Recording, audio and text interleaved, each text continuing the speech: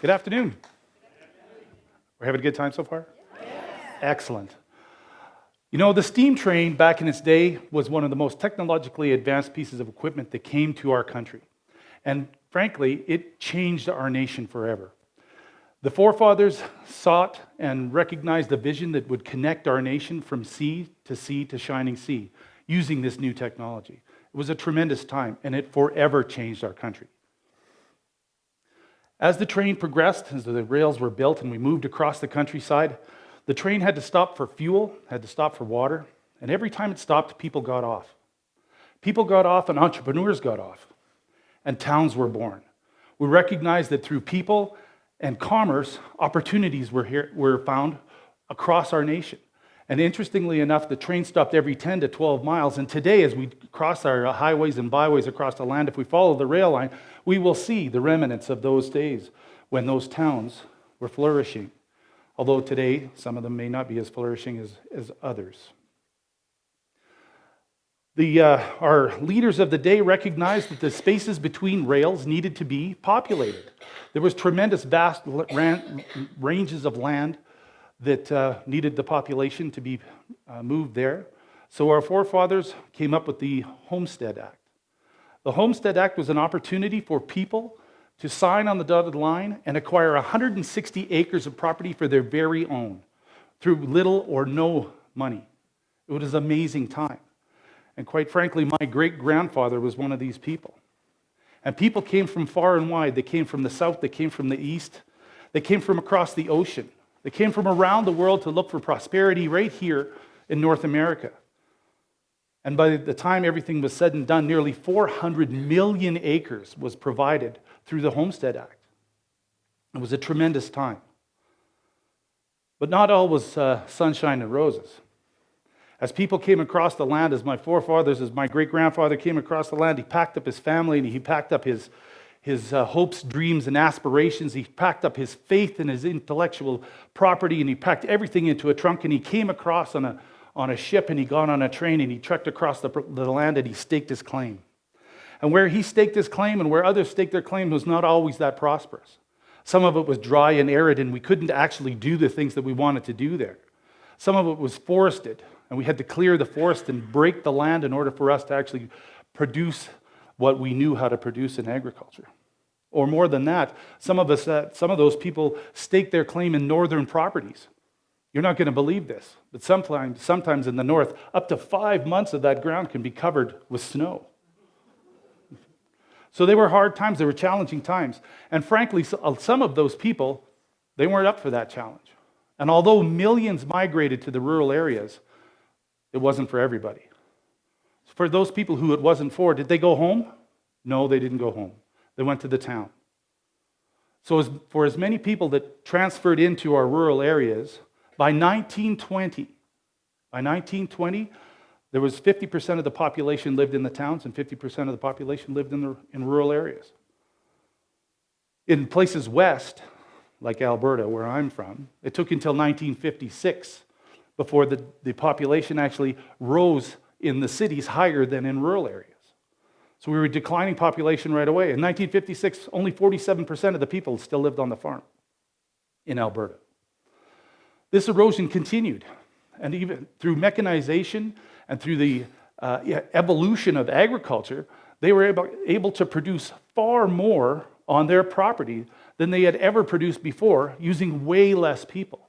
We had combines, we had tractors, we had seeders, we had mowers, we had things that we had never had before, and this mechanization and the evolution of agriculture further eroded the population in those areas.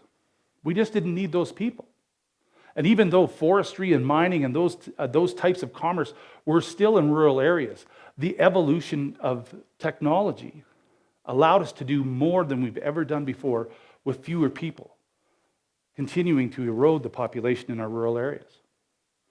This trend continues today. As our population, as our equipment in agriculture continues to gain size, our farms get bigger, we're in corporate areas where we are actually farming massive places. And the equipment that we use can do the work of 100 people in an afternoon. We are currently sitting as a nation at 80% of the population is living in our cities.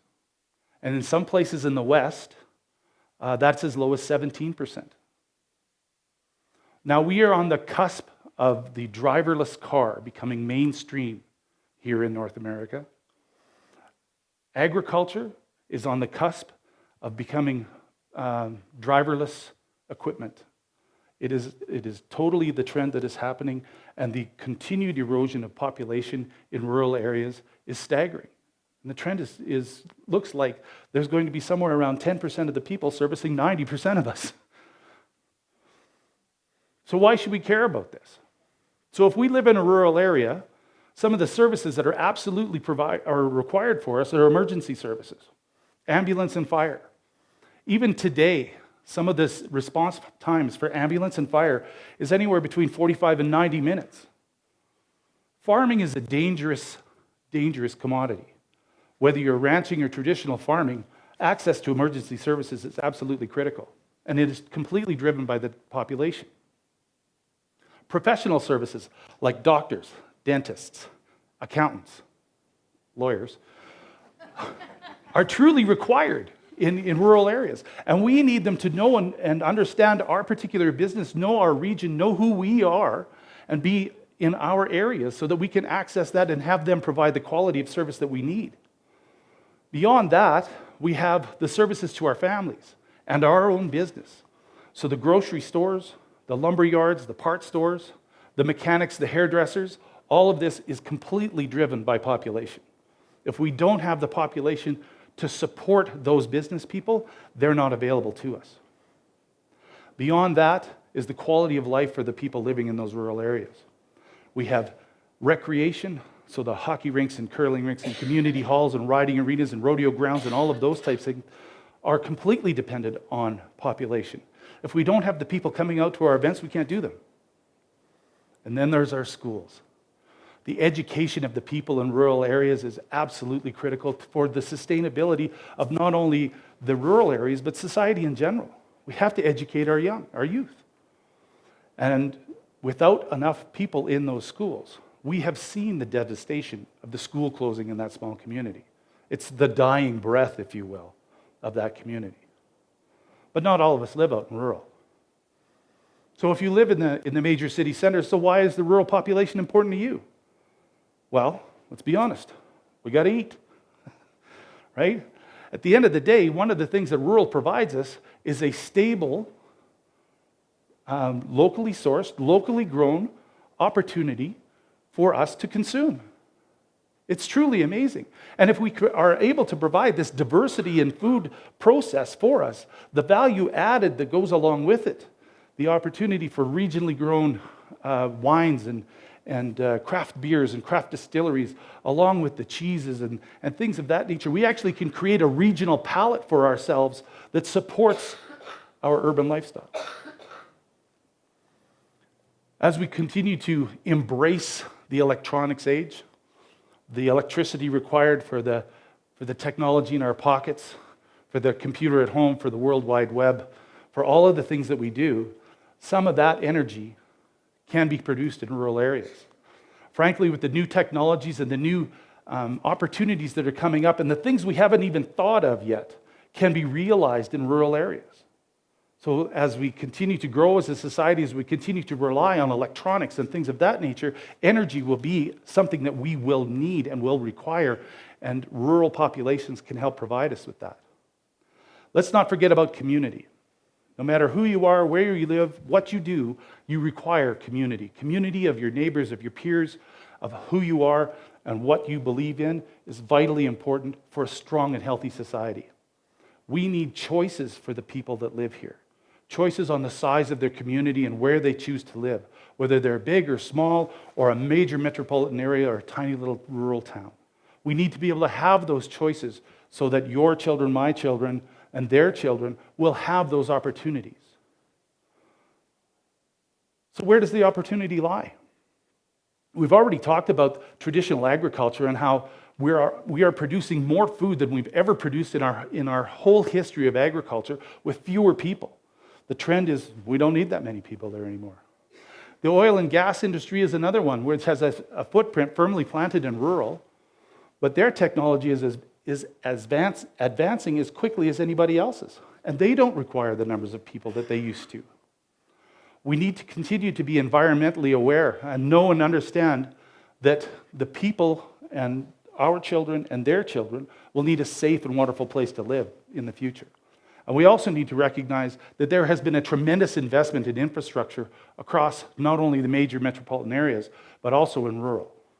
So where is this opportunity? What can we do to increase the population in our rural areas? I take you to the corner. The corner is an area recognized as less than productive. It's an underutilized piece of property that is currently in rural. We can drive across the countryside and we can actually point them out. In this illustration, you can actually see it's a pivot irrigation system and the corners are not used. So what can we do with those corners? What is the opportunity with new technology to utilize these corners to draw new people, to draw young people and families to our communities in rural? We also have marginal lands. Lands that were actually never designed or never ever used to produce agriculture in a regular way, to produce food. What can we do with these properties? Are there technologies today and tomorrow, that we can utilize to bring people into our communities and provide them the opportunity to utilize these pieces of property? We also need to recognize the small town. The infrastructure in rural is currently designed to support far more people than are there right now. They have roads, they have sewers, they have water, they have power, they have internet, they have accessibility, they have infrastructure, they have everything that we need in order to bring people back. But we have to give them the reason to do that. So who's going to do that and why?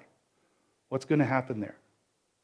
There are key people across all of North America that have an influence on bringing people back to rural.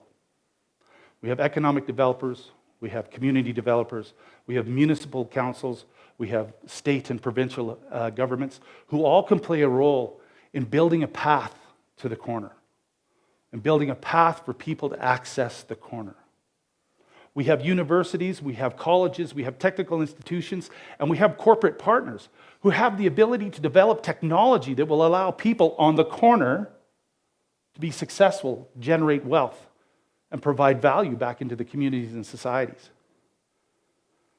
Those are some of the keys to this whole program, is the opportunity, like our forefathers, to use the new technology, probably newer than the train, and identifying space and creating a path for people to find their prosperity.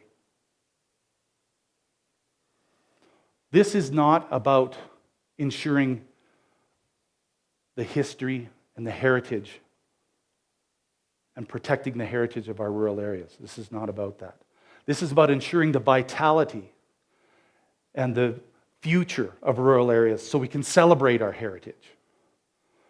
Look into your corners, identify the technologies, and build a path for people to be successful and reinvent rural. Thank you.